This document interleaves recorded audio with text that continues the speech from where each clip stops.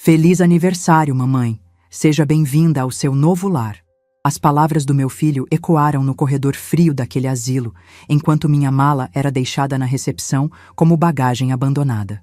66 anos de vida, e ali estava eu, sendo entregue como um fardo inconveniente no dia que deveria ser de celebração.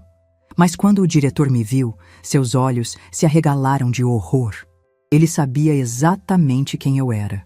Meu nome é Cleide, e nunca imaginei que chegaria o dia em que precisaria contar essa história. Mas aqui estou, sentindo que preciso compartilhar com vocês o que aconteceu no dia do meu aniversário. O dia que mudou minha vida para sempre. Era uma manhã de sábado quando acordei com aquela sensação gostosa de quem faz aniversário. Aos 66 anos, eu ainda guardava aquela alegria infantil pelos meus aniversários, mesmo sendo viúva há 12 anos e morando sozinha na minha casa em São Bernardo do Campo. Meu marido, Walter, havia partido aos 58 anos, vítima de uma doença súbita e agressiva, deixando-me com nosso único filho, Paulo, que na época tinha 28 anos. Paulo sempre foi o centro da minha vida. Depois que Walter morreu, me dediquei completamente a ele. Ajudei a pagar sua faculdade de engenharia, apoiei quando ele abriu a própria empresa, comemorei quando conheceu Isabela e chorei de alegria no casamento deles. Durante todos esses anos, achei que estava construindo uma relação sólida com meu filho, baseada em amor e confiança mútua. Naquela manhã de aniversário, estava terminando de arrumar a casa quando o portão se abriu. Paulo estacionou na garagem e veio em direção à porta com Isabela ao lado. Meu coração se encheu de alegria. Eles haviam se lembrado do meu aniversário e vieram me visitar. Abri a porta com um sorriso enorme, esperando um abraço carinhoso, talvez flores, ou pelo menos um parabéns, mãe. Mas a expressão no rosto deles era estranha. Paulo evitava meu olhar, e Isabela tinha aquele sorriso forçado que eu já conhecia bem. Ela sempre foi educada comigo, mas havia algo nos olhos dela que nunca consegui decifrar completamente. Era como se eu fosse um problema a ser resolvido, uma situação temporária que ela tolerava. Paulo entrou e disse que tinham uma surpresa para mim. Meu coração disparou de expectativa. Ele disse que haviam encontrado um lugar incrível para eu passar o final de semana, tipo um resort especial, com atividades, spa, um ambiente relaxante no meio da natureza. Falou sobre como seria bom para mim descansar, conhecer pessoas interessantes, me divertir um pouco. Enquanto ele falava, meus olhos brilharam de empolgação. Há anos eu não fazia uma viagem, não saía da rotina. A ideia de um fim de semana especial no meu aniversário parecia maravilhosa. Isabela balançava a cabeça concordando, sempre com aquele sorriso, dizendo que eu merecia esse mimo. Perguntei que lugar era esse, e Paulo disse que era melhor eu ver pessoalmente, que seria uma surpresa incrível. Eles insistiram para que eu arrumasse uma mala com algumas roupas. Paulo disse que era só para o final de semana, que se eu gostasse, talvez pudesse voltar outras vezes. Isabela me ajudou a separar as roupas, escolhendo peças mais confortáveis, dizendo que eu não precisaria de nada muito formal para um ambiente relaxante. Eu estava animada, imaginando piscinas, jardins, talvez até uma sauna. Coloquei na mala alguns vestidos, blusas, 2 calças, roupas íntimas, meus medicamentos para pressão alta e meus óculos de reserva. Isabela sugeriu que eu levasse apenas o essencial, que se precisasse de mais alguma coisa, eles buscariam depois. Peguei minha bolsa com os documentos, um pouco de dinheiro e meu celular. Durante o trajeto de carro, estava animada conversando. Perguntei sobre o trabalho de Paulo, sobre os planos deles para o futuro, se pensavam em ter filhos.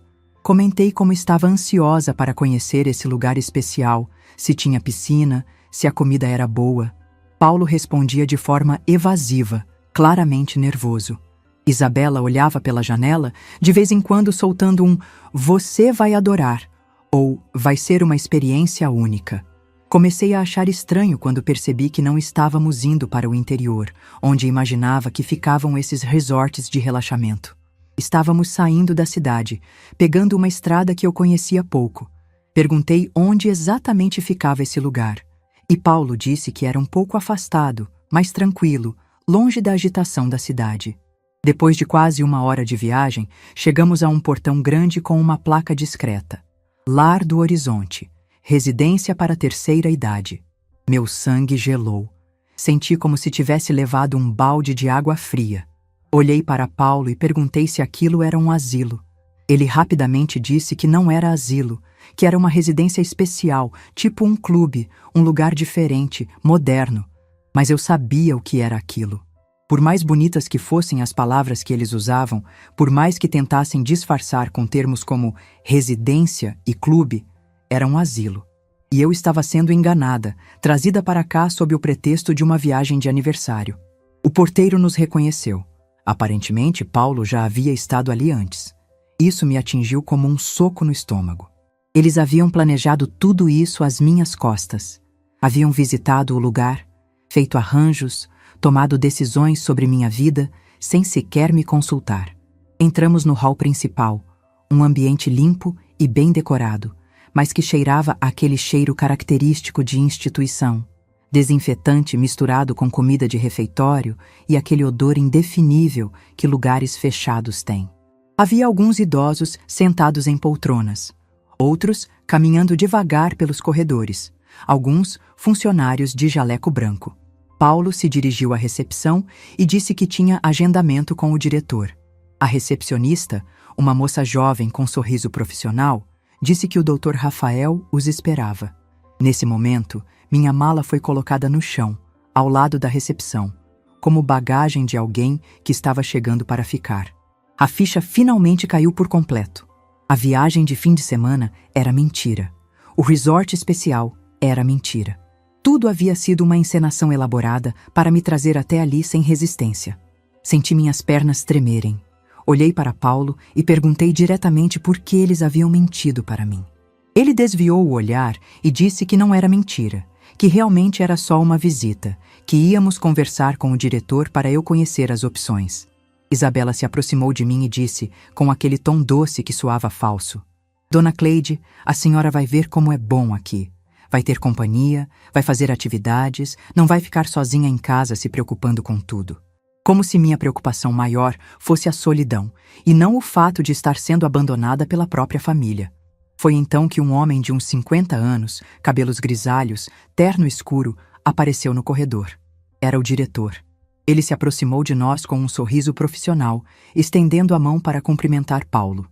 Mas quando seus olhos se voltaram para mim, a expressão dele mudou completamente. O sorriso sumiu do rosto dele. Seus olhos se arregalaram e ele ficou me encarando com uma mistura de choque e algo que parecia ser horror. Por alguns segundos que pareceram eternos, nós nos olhamos em silêncio.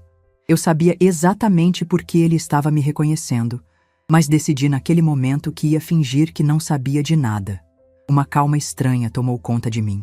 Se meu filho achava que podia me enganar, se pensava que eu era uma velha indefesa que aceitaria qualquer coisa, ele estava muito enganado. Eu queria ver até onde essa farsa toda ia chegar.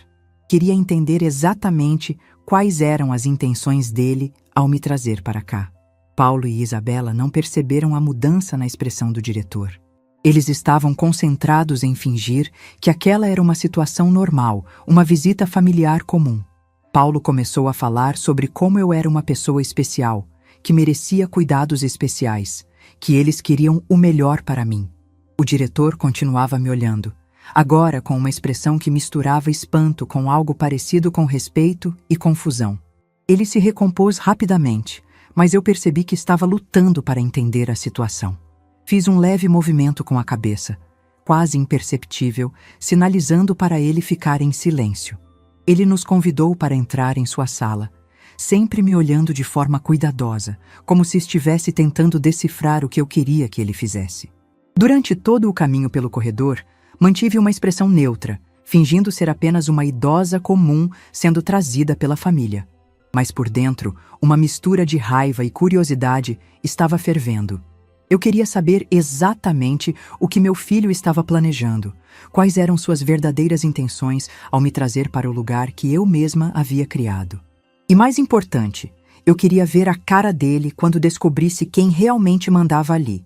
Entramos na sala do diretor, um ambiente elegante com móveis de madeira nobre e uma vista privilegiada dos jardins. O Dr. Rafael nos ofereceu lugar em poltronas confortáveis, mas eu percebia que suas mãos tremiam ligeiramente quando organizava os papéis sobre a mesa. Ele tentava manter a compostura profissional, mas seus olhos voltavam para mim a cada instante, como se estivesse esperando algum sinal de como deveria agir. Paulo se acomodou na poltrona ao meu lado e começou sua apresentação. Falou sobre como eu estava ficando esquecida ultimamente, como ele se preocupava com minha segurança morando sozinha, como achava que eu precisava de companhia e cuidados especializados. Cada palavra que saía da boca do meu filho era como uma facada no meu coração, mas mantive o rosto impassível. Isabela completava as frases dele, acrescentando detalhes sobre minha fragilidade que eu mesma desconhecia. Segundo ela, eu havia esquecido de desligar o fogão 2 vezes na semana passada. Havia deixado a torneira aberta, estava confusa com os medicamentos. Tudo mentira, claro. Mentiras elaboradas para justificar o que eles estavam fazendo comigo. O Dr. Rafael escutava em silêncio, ocasionalmente anotando algo no bloco, mas eu percebia sua crescente indignação. Ele conhecia minha história, sabia exatamente quem eu era e do que era capaz. Estar ali ouvindo aquelas calúnias sobre minha pessoa deve ter sido torturante para ele, mas respeitou meu sinal de silêncio. Quando Paulo terminou sua exposição, o diretor se dirigiu diretamente a mim. Perguntou, com voz cuidadosa, como eu me sentia sobre a possibilidade de morar ali. Era minha chance de acabar com aquela farsa, de revelar quem eu realmente era.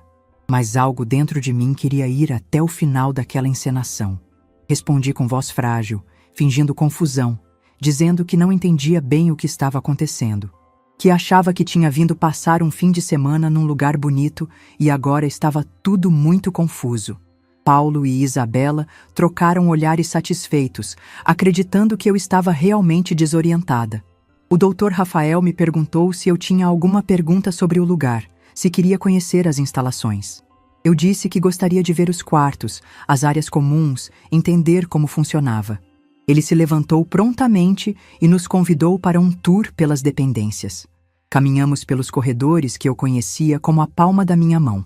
Eu havia aprovado cada detalhe daquela construção, desde a cor das paredes até a disposição dos jardins. Havia escolhido pessoalmente os móveis, os quadros, até as plantas que enfeitavam os ambientes, mas fingi estar vendo tudo aquilo pela primeira vez. O Lar do Horizonte havia sido meu projeto mais importante.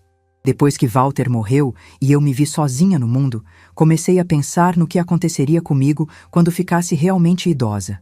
Visitei vários asilos na cidade e fiquei horrorizada com as condições. Lugares frios, sem carinho, onde os idosos eram tratados como estorvos aguardando a morte. Foi então que decidi investir parte da herança que Walter havia deixado na criação de um lugar diferente. Um lugar onde os idosos fossem tratados com dignidade, onde tivessem atividades, onde se sentissem em casa. Contratei arquitetos, psicólogos, geriatras, assistentes sociais. Queria que fosse um modelo de como deveria ser o cuidado com nossa terceira idade. Durante o tour, Paulo perguntava sobre os valores, sobre os serviços incluídos, sobre os procedimentos de internação. O Dr. Rafael explicava tudo de forma profissional, mas eu notava como ele evitava falar diretamente sobre custos na minha presença. Provavelmente estava se perguntando se eu realmente queria que meu próprio filho soubesse quanto custava me manter ali. Quando chegamos ao quarto que seria meu, senti uma ironia amarga. Era um dos melhores quartos da instituição, com vista para o lago artificial que eu havia mandado construir, especialmente para dar tranquilidade aos moradores. Paulo e Isabela ficaram impressionados com o conforto, com o banheiro adaptado, com a varanda privativa. Isabela comentou que o quarto era muito bonito, que eu ficaria bem acomodada ali. Paulo perguntou sobre visitas, sobre a frequência que poderiam vir me ver. O Dr. Rafael respondeu que as visitas eram livres, que a família sempre era bem-vinda, mas percebi um tom gelado na voz dele ao falar com meu filho. Voltamos para a sala do diretor para discutir os detalhes práticos. Foi então que Paulo mostrou sua verdadeira cara. Perguntou sobre meus bens, sobre quem seria responsável por administrar meu dinheiro enquanto eu estivesse internada. Disse que ele, como único filho, gostaria de ter uma procuração para cuidar dos meus assuntos. O Dr. Rafael me olhou diretamente e perguntou se eu concordava com isso. Era o momento da verdade. Mas uma voz dentro de mim disse para esperar um pouco mais. Eu queria saber exatamente até onde meu filho estava disposto a ir. Respondi com voz trêmula que não entendia muito dessas coisas de dinheiro, que sempre meu marido cuidava disso, e depois que ele morreu, eu meio que deixava Paulo me ajudar. Disse que achava que ele podia sim cuidar dos meus assuntos, já que eu não entendia nada de bancos e papeladas. A satisfação no rosto de Paulo foi nojenta. Isabela sorriu abertamente pela primeira vez desde que chegamos. Eles acreditaram que tinham conseguido o que queriam. Uma velha confusa que entregaria todos os seus bens nas mãos deles. O Dr. Rafael perguntou se eu tinha algum advogado, alguém que pudesse orientar sobre esses assuntos legais. Paulo rapidamente disse que isso não seria necessário, que ele mesmo conhecia um advogado que poderia cuidar de tudo. Que seria mais simples, mais rápido, mais econômico. Nesse momento, algo dentro de mim estourou.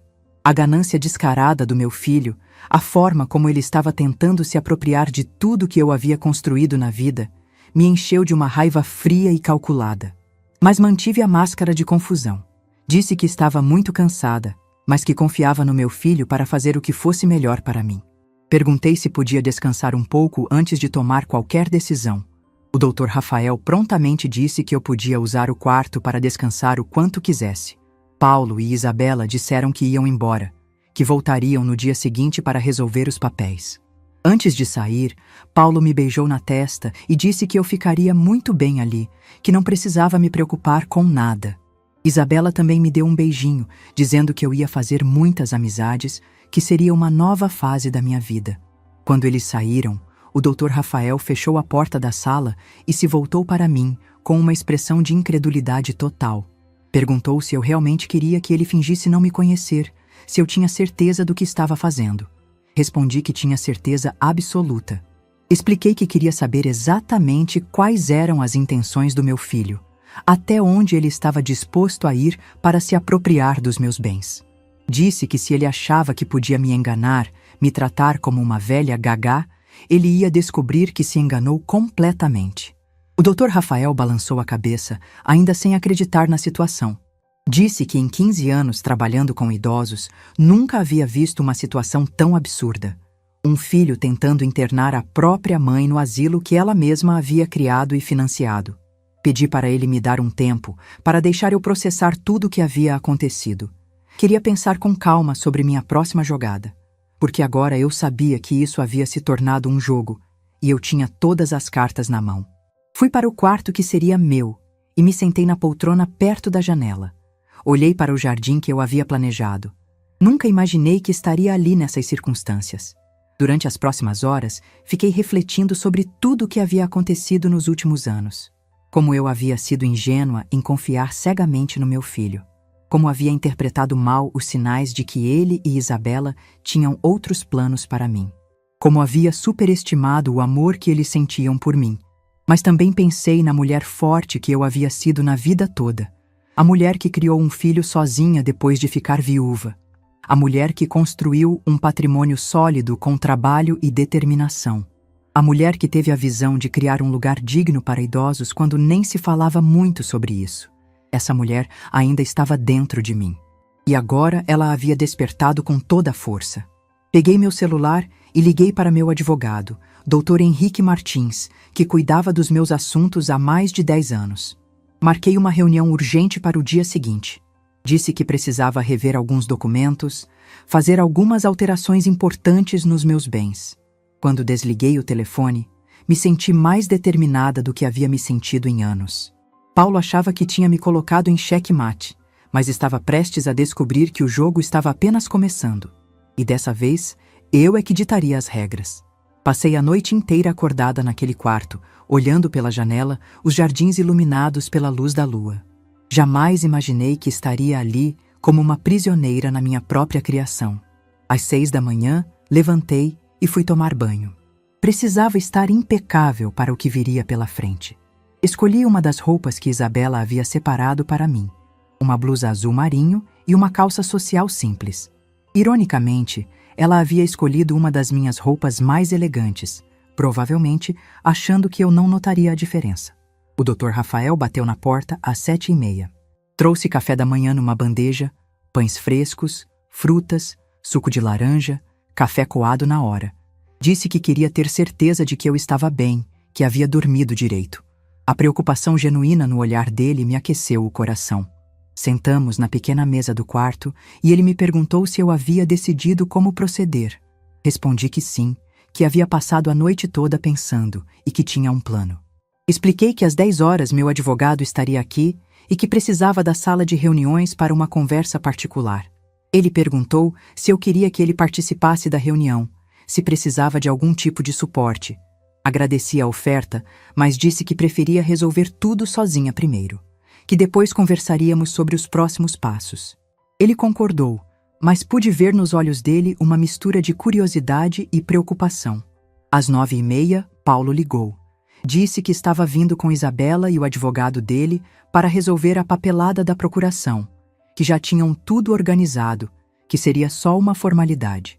A arrogância na voz dele me deu náuseas, mas respondi com voz doce que estaria esperando. Desliguei o telefone e respirei fundo. Em poucos minutos, a verdadeira batalha começaria. Dr. Henrique chegou pontualmente às 10 horas. Era um homem de 72 anos, cabelos completamente brancos, postura ereta e um olhar inteligente que inspirava confiança imediata. Ele cuidava dos meus assuntos há mais de uma década e conhecia cada detalhe da minha vida financeira. Quando nos encontramos na sala de reuniões, ele me abraçou com carinho. Disse que havia ficado chocado com minha ligação, que não conseguia acreditar no que Paulo estava fazendo. Perguntou se eu estava bem, se precisava de alguma coisa, se queria que ele entrasse com alguma ação legal imediatamente. Expliquei toda a situação para ele, desde a mentira sobre o resort até a descoberta de que queriam me internar no meu próprio asilo. Contei sobre a conversa com o diretor, sobre a ganância descarada de Paulo, sobre como eles achavam que eu estava confusa e vulnerável. Dr. Henrique balançou a cabeça várias vezes durante meu relato. Disse que, infelizmente, casos assim eram mais comuns do que se imaginava, mas que raramente via uma situação tão absurda. Perguntou o que eu queria fazer, como preferia proceder. Respondi que queria ensinar uma lição ao meu filho. Queria que ele entendesse que havia subestimado completamente a mulher que o criou, que sua mãe não era uma velha indefesa que podia ser manipulada e roubada. Queria que ele sentisse na pele o que significava perder tudo. Dr. Henrique sorriu pela primeira vez desde que chegou.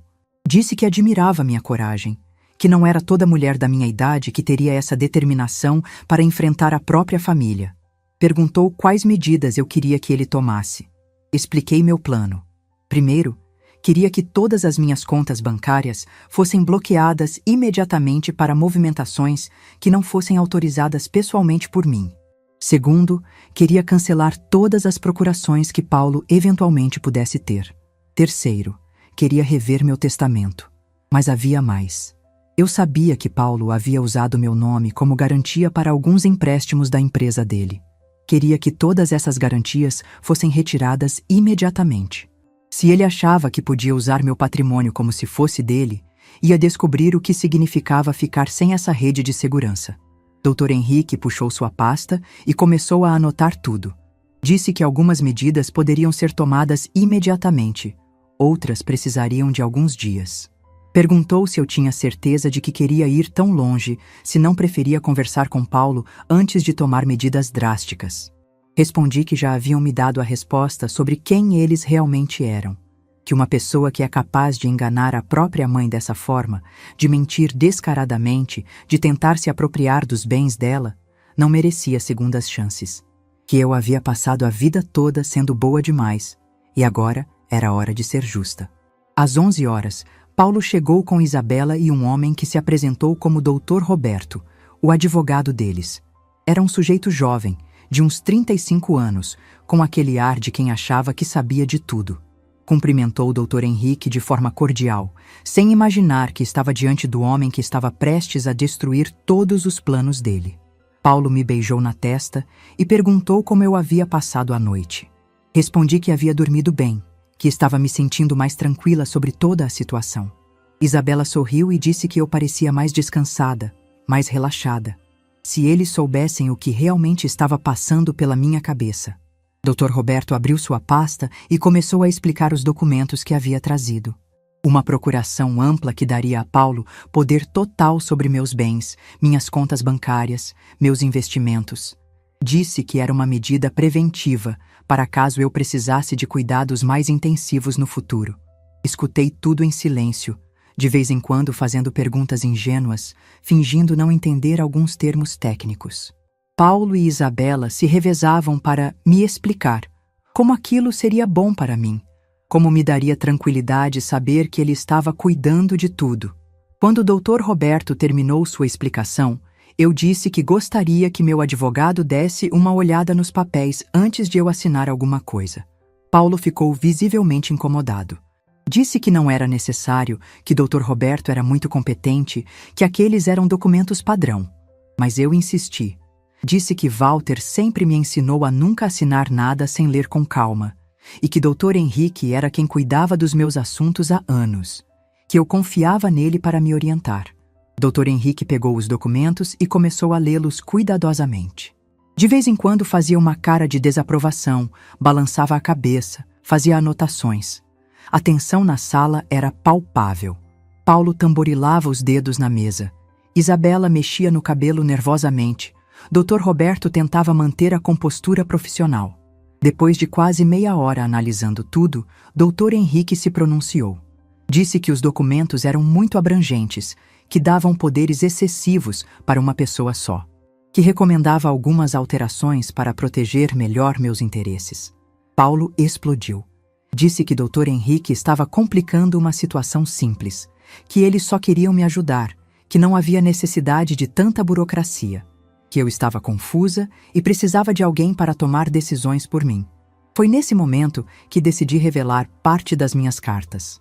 Olhei diretamente para Paulo e disse com voz firme: "Filho, eu posso estar com 66 anos, mas minha mente está perfeitamente lúcida, e estou começando a entender exatamente o que está acontecendo aqui." O silêncio que se fez na sala foi ensurdecedor. Paulo me olhou com surpresa, como se fosse a primeira vez que ouvia essa firmeza na minha voz. Isabela ficou pálida. Dr. Roberto parou de mexer nos papéis. Continuei. "Ontem vocês me trouxeram aqui mentindo que era um passeio de aniversário. Hoje vocês aparecem com procurações para tomar conta dos meus bens. Vocês realmente acham que eu não conseguiria conectar os pontos?" Paulo tentou argumentar. Disse que eu estava interpretando tudo errado, que eles só queriam me proteger. Mas eu levantei a mão e o interrompi.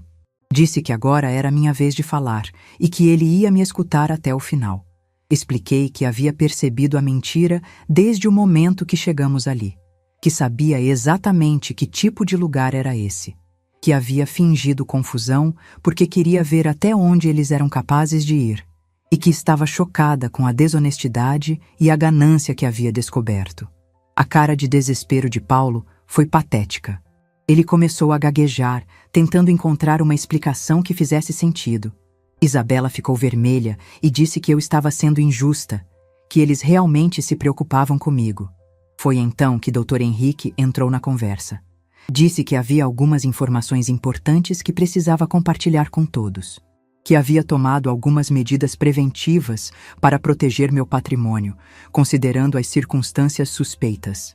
Explicou que todas as minhas contas haviam sido bloqueadas para movimentações não autorizadas pessoalmente por mim, que todas as garantias que eu havia dado para empréstimos de terceiros estavam sendo canceladas, que qualquer tentativa de usar meu nome ou meus bens sem minha autorização seria considerada crime. A reação foi imediata. Paulo ficou branco como papel. Isabela começou a chorar. Dr. Roberto disse que aquilo era um exagero, que ia complicar a situação de todo mundo. Mas eu estava longe de terminar. Olhei para meu filho e disse: "Paulo, você quer tanto cuidar dos meus assuntos? Então vou te dar essa oportunidade. A partir de agora, você vai ter que cuidar dos seus próprios assuntos, sem usar meu dinheiro como muleta." E ainda havia uma última surpresa que eles não estavam esperando. O silêncio na sala era tão denso que eu podia ouvir o relógio da parede marcando cada segundo. Paulo estava pálido, com as mãos tremendo ligeiramente. Isabela chorava baixinho, tentando limpar as lágrimas discretamente. Dr. Roberto organizava nervosamente os papéis que agora não serviam para nada. Levantei-me da cadeira devagar, caminhei até a janela e olhei para os jardins. Respirei fundo antes de me virar para eles novamente. Era a hora da revelação final, da cartada que eles jamais esperariam. Vocês sabem, há uma coisa muito interessante sobre este lugar. Comecei, com voz calma e controlada. Vocês fizeram uma pesquisa muito boa para me trazer aqui. Escolheram o melhor asilo da região, o mais bem estruturado, o mais respeitado. Paulo me olhava sem entender aonde eu queria chegar. Isabela havia parado de chorar e estava prestando atenção. Dr. Roberto ergueu os olhos dos papéis. O que vocês não sabem, continuei, caminhando lentamente de volta para a mesa, é que este lugar existe por causa de uma mulher que perdeu o marido cedo e decidiu criar algo digno para os idosos da nossa região. Uma mulher que investiu sua herança, seus sonhos e vários anos da sua vida neste projeto. O Dr. Henrique sorriu discretamente. Ele sabia o que estava por vir. Uma mulher que queria ter certeza de que quando chegasse a sua vez de precisar de cuidados especiais, existiria um lugar onde ela fosse tratada com dignidade e respeito. Parei bem na frente de Paulo e o encarei diretamente. Essa mulher sou eu, filho. Eu sou a proprietária e fundadora do Lar do Horizonte. A reação foi devastadora. Paulo ficou com a boca aberta, literalmente sem conseguir falar. Isabela soltou um gemido de desespero. Dr. Roberto derrubou os papéis no chão. Isso significa, continuei, que vocês não apenas tentaram me enganar e me roubar, vocês tentaram me internar no lugar que eu mesma criei. Vocês queriam que eu pagasse para morar na minha própria propriedade, enquanto vocês ficavam com todo o resto. Paulo tentou falar, mas eu levantei a mão para interrompê-lo. Não acabei ainda. Dr. Henrique, pode explicar para ele sobre as outras medidas que tomamos? Meu advogado se ajeitou na cadeira e abriu uma pasta. Com muito prazer. Além do bloqueio das contas e cancelamento das garantias, também alteramos o testamento da Sra. Cleide. Considerando as circunstâncias, ela decidiu deixar todo o seu patrimônio para instituições de caridade. A herança do Sr. Paulo foi, digamos, drasticamente reduzida. Foi como se uma bomba tivesse explodido na sala. Paulo se levantou bruscamente, derrubando a cadeira. Você não pode fazer isso. Eu sou seu filho, eu tenho direitos. Direitos? Minha voz saiu mais alta do que eu pretendia. Que direitos, Paulo? O direito de mentir? O direito de me enganar? O direito de tentar me roubar? O direito de me tratar como se eu fosse uma imbecil? Ele começou a andar de um lado para o outro, passando as mãos pelos cabelos. Mãe, você não entende. Eu preciso desse dinheiro. A empresa está com problemas. Eu tenho dívidas. Agora sim, está sendo honesto, respondi. Finalmente admitiu que isso tudo não era por mim. Era pelo dinheiro. Sempre foi pelo dinheiro. Isabela se levantou e veio na minha direção. Dona Cleide, por favor, pense melhor. Paulo é seu único filho. A senhora não pode abandonar a própria família assim. Olhei para ela com uma calma que eu mesma não sabia que possuía. Família, Isabela. Família é quem está do seu lado nos momentos difíceis. Família é quem te respeita, te protege, te ama de verdade. Vocês dois passaram meses planejando como se livrar de mim e ficar com meu dinheiro. Isso não é família. Isso é traição. Paulo parou de andar e me encarou com uma expressão que eu nunca havia visto. Era raiva misturada com desespero. Você sempre foi egoísta, sempre pensou só em você. Papai morreu e você nunca pensou em casar de novo, nunca pensou em me dar uma família de verdade. Aquelas palavras me atingiram como um tapa na cara. Durante alguns segundos, fiquei em silêncio, processando o veneno que acabara de sair da boca do filho que eu havia criado com tanto amor.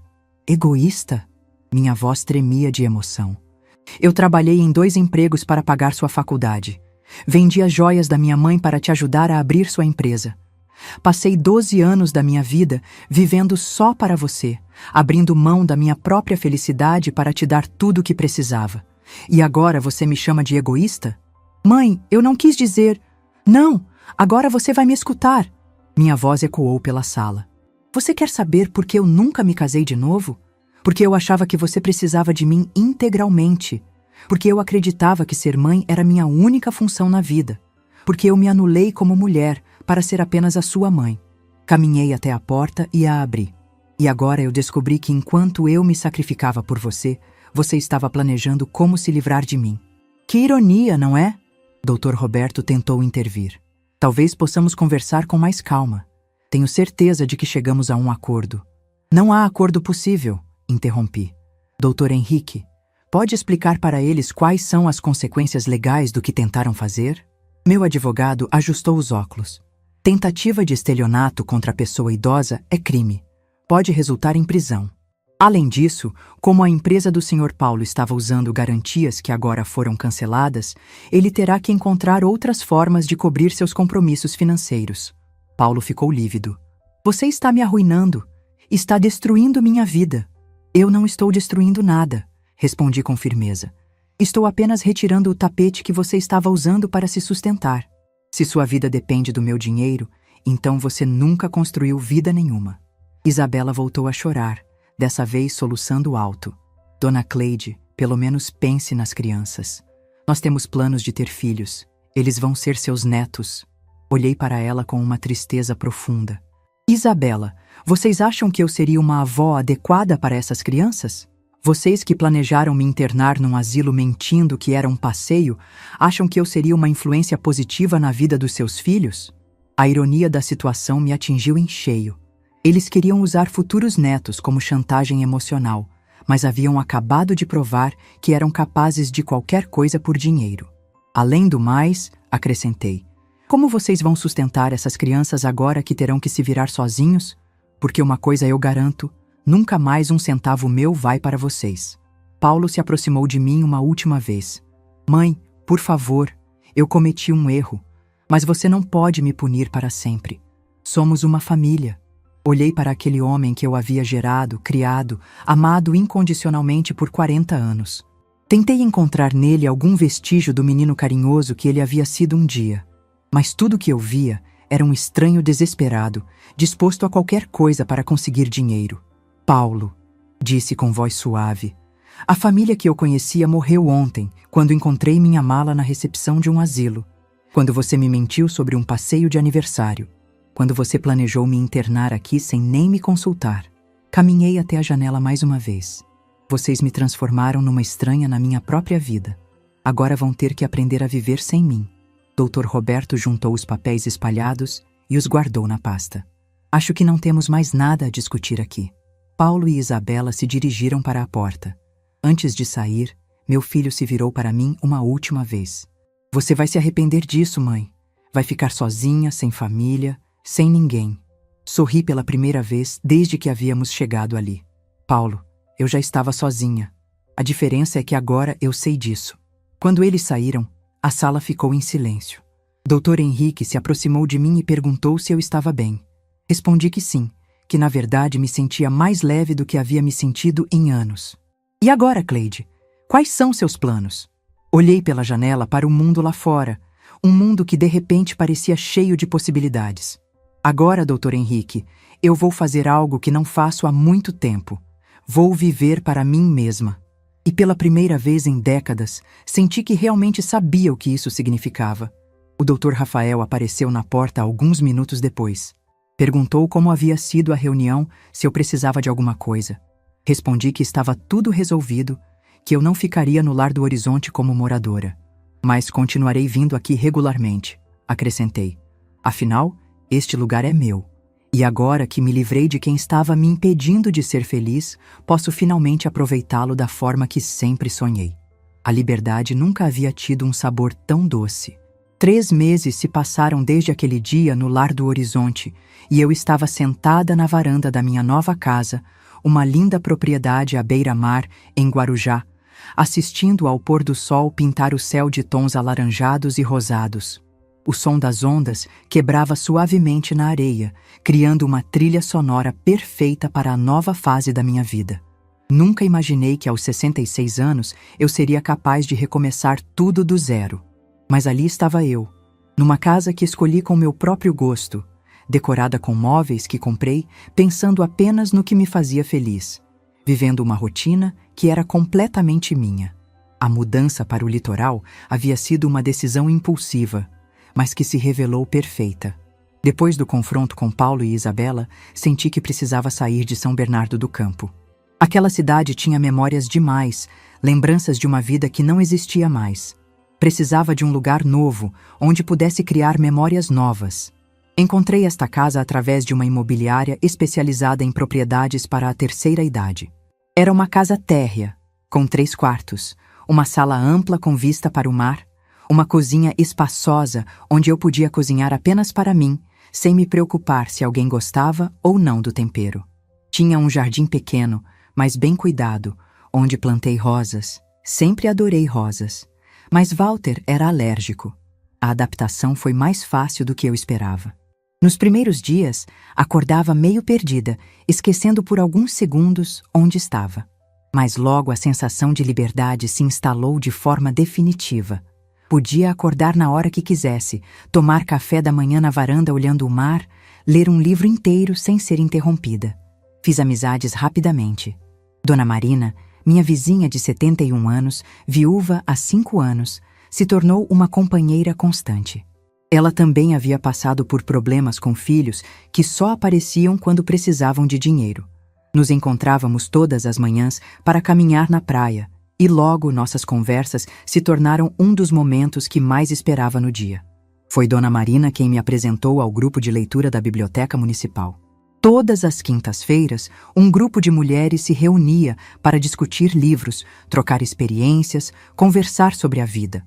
Descobri que muitas delas tinham histórias similares à minha, mulheres que haviam se dedicado integralmente à família e que agora, na terceira idade, estavam redescobrindo quem eram. Teresa, de 69 anos, contou que os filhos tentaram convencê-la a vender a casa para dividir o dinheiro entre eles ainda em vida. Para evitar burocracias depois, diziam. Felizmente, ela teve coragem de recusar e hoje vive confortavelmente, ajudando causas sociais que considera importantes. Solange, de 74 anos, descobriu que a filha estava desviando dinheiro da sua conta há meses. Quando confrontou a situação, a filha disse que estava guardando o dinheiro para ela. Solange mudou de banco, trocou todas as senhas e hoje controla pessoalmente cada centavo que gasta. Ouvir essas histórias me fez perceber que minha situação não era única. Havia toda uma geração de mulheres que haviam se sacrificado pelos filhos e que agora descobriam que esse sacrifício não era valorizado, que o amor incondicional que ofereciam não era correspondido da mesma forma. Mas também descobri algo maravilhoso. Nunca é tarde para ser feliz. Aos 66 anos, eu estava tendo experiências que nunca havia tido. Aprendi a usar aplicativos no celular para pedir comida, para chamar táxi, para fazer compras online. Comecei a frequentar aulas de aquarela na Casa de Cultura da cidade. Sempre quis pintar, mas nunca tive tempo. Minhas manhãs se tornaram sagradas. Acordava cedo, fazia um café forte como gosto, sentava na varanda e ficava contemplando o mar enquanto planejava o dia. Às vezes não planejava nada, apenas deixava o dia fluir. Que luxo incrível era não ter que prestar contas dos meus horários para ninguém.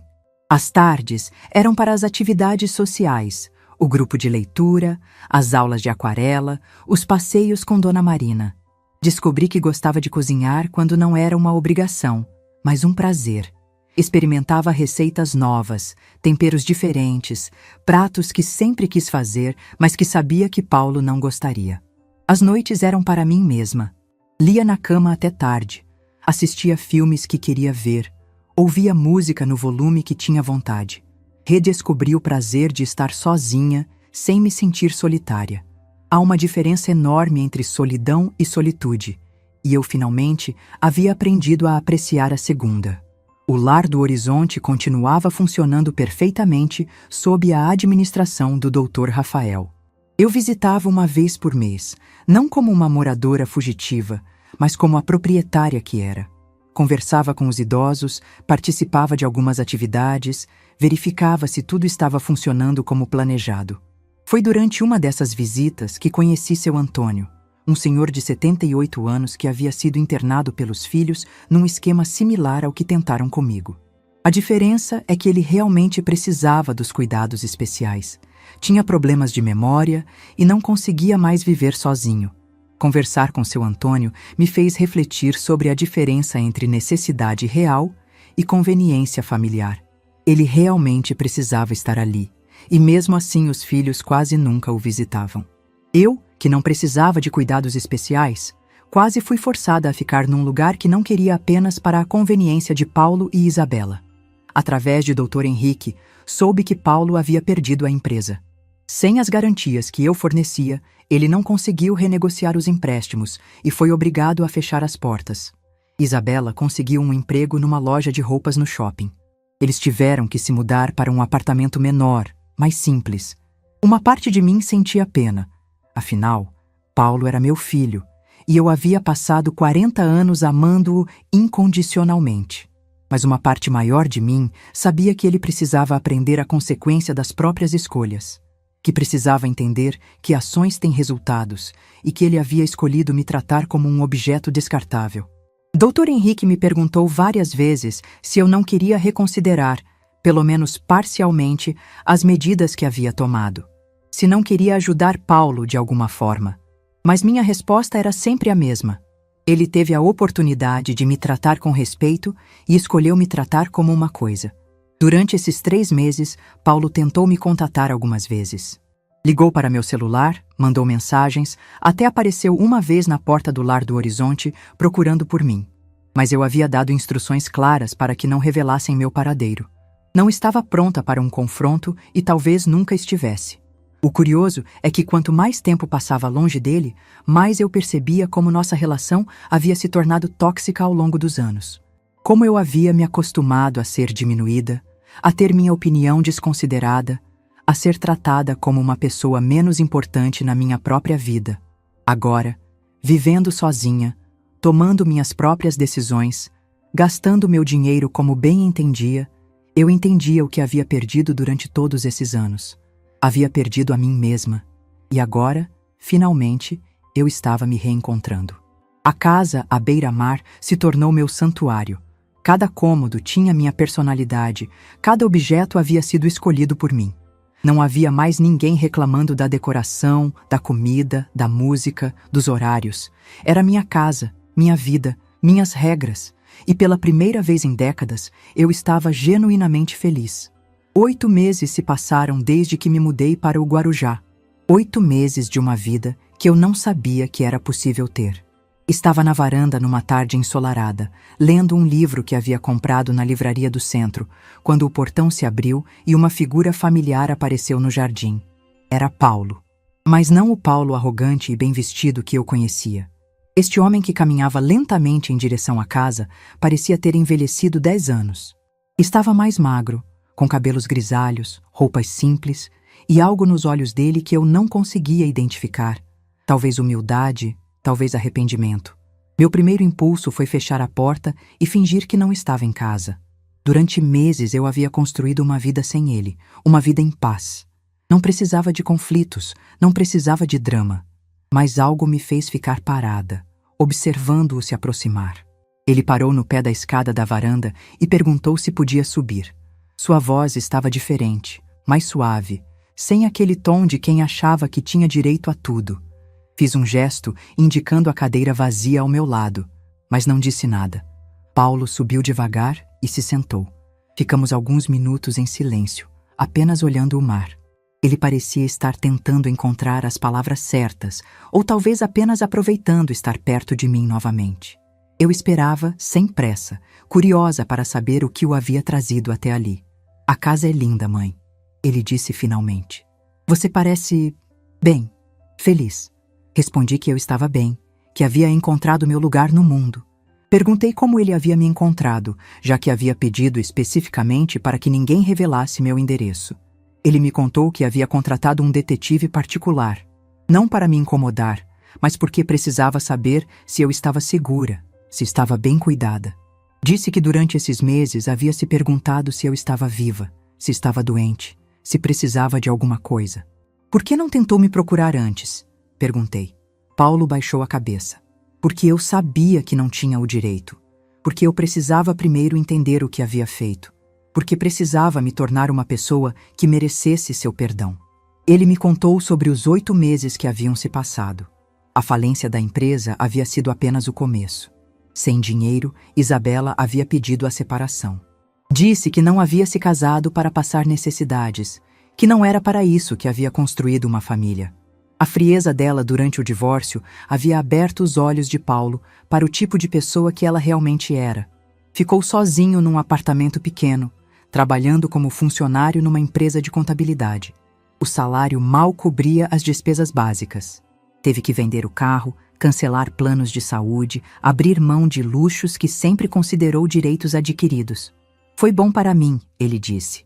Pela primeira vez na vida, tive que me virar sozinho. Tive que aprender a viver sem usar o dinheiro de outras pessoas como apoio. Perguntei se ele havia vindo ali para pedir dinheiro, se estava passando necessidades.